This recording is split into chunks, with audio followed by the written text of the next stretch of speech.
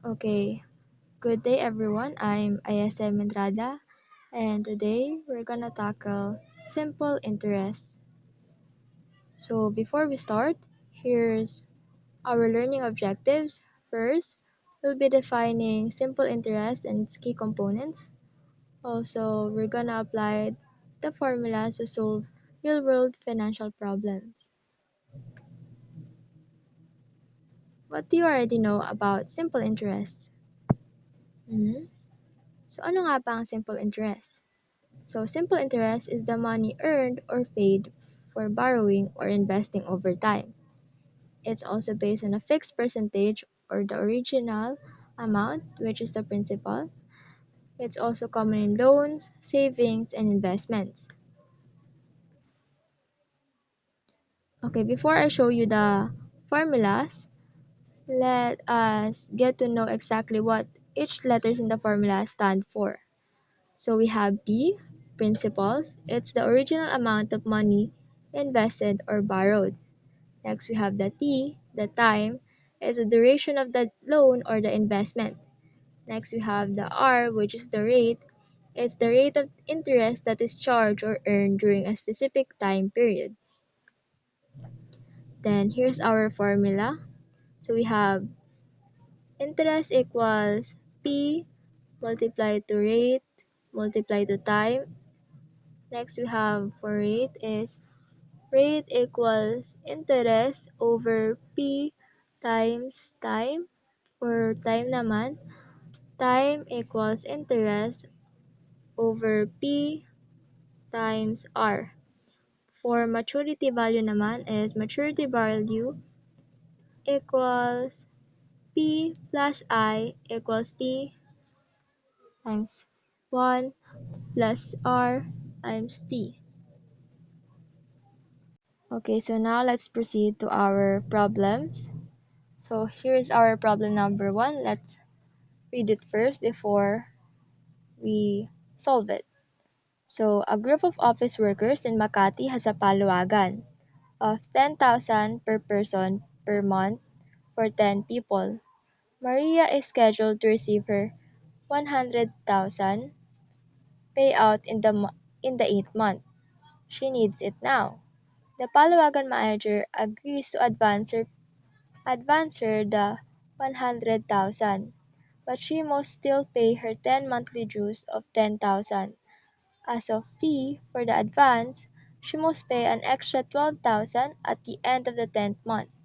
What annual simple interest rate is she effectively paying on this advance?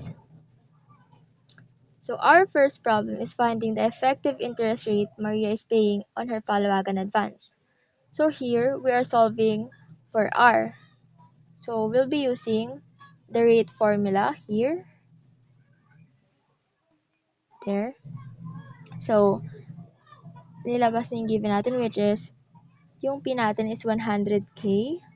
Then yung I naman natin, yung interest na babayaran niya is 12K. And yung time which is 10 months. Yung hinahanap natin yung R, yung rate. So to solve this, we'll be isa-substitute na natin yung mga binigay na given sa formula. So 12,000 over 100K multiplied to 10 over 12. So first, let's calculate 100K times 10 over 12, which would result to 83,333,333.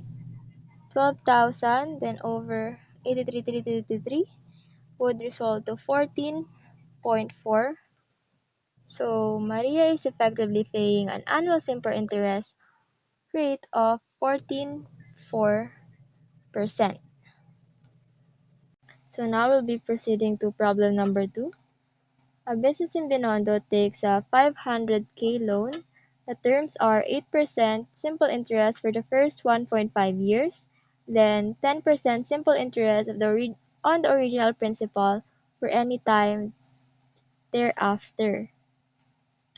If the business pays the loan back after 3 years, what is the total interest paid?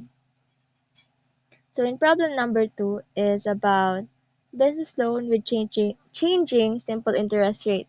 So we need to find the total interest paid over 3 years. Ang gagamitin natin ditong formula is the basic one, I equals P times R times T. So binigay naman na sa atin yung given, which is yung P natin is 500K, then yung time natin is 1.5, then yung rate natin is 8% and 10%.